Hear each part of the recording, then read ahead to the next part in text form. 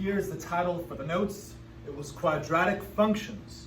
And then after this, I told everybody to go pencils down because I wanted to just explain a couple things out loud. So let me run through this quickly. So we know that so far we've looked at y equals mx plus b.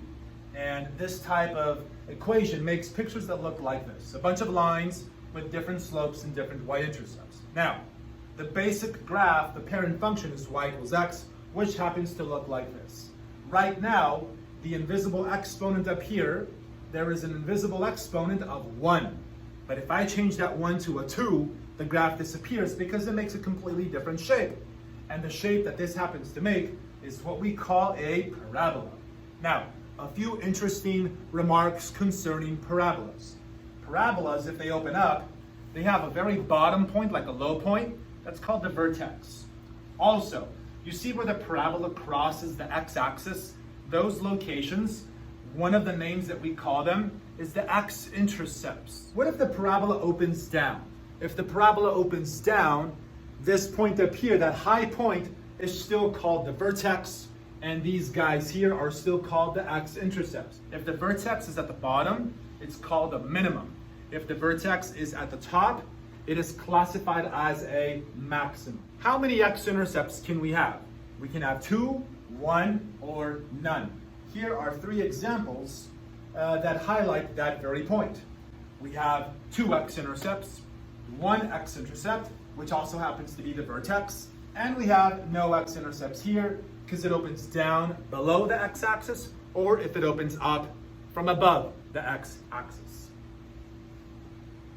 And then after this, I believe I told my students to go pencils up, and then we copied down the 3 different forms for quadratic functions, and these are the 3 forms that we played with. We had standard form, which looked like this. We had vertex form, where HK are the coordinates of the vertex.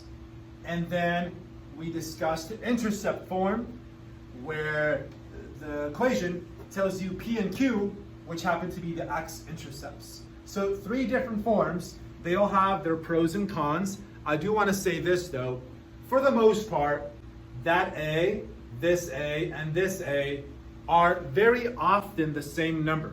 So if this is like a 4, then this and this are very likely to also be 4. Whatever number it is, they usually carry through many times, but not always. But for us, it probably will.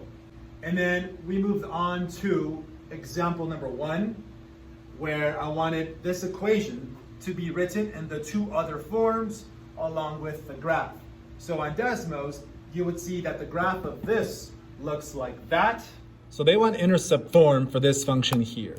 We know that intercept form looks like y equals a, x minus p times x minus q.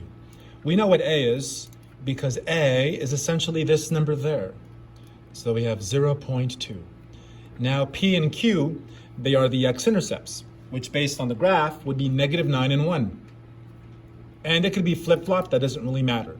So final answer for intercept form, 0.2 x plus 9, x minus 1, plus because of the double negative that occurs when -9 replaces p. And so here we are, that's intercept form. I know the original is called f of x and this is called y. I'm not too worried about that for now. Now let's do standard form. So notice what I've done for standard form. I saw that this has a power of 2, so x plus 4, I wrote it down 2 times because that's what it means to be squared.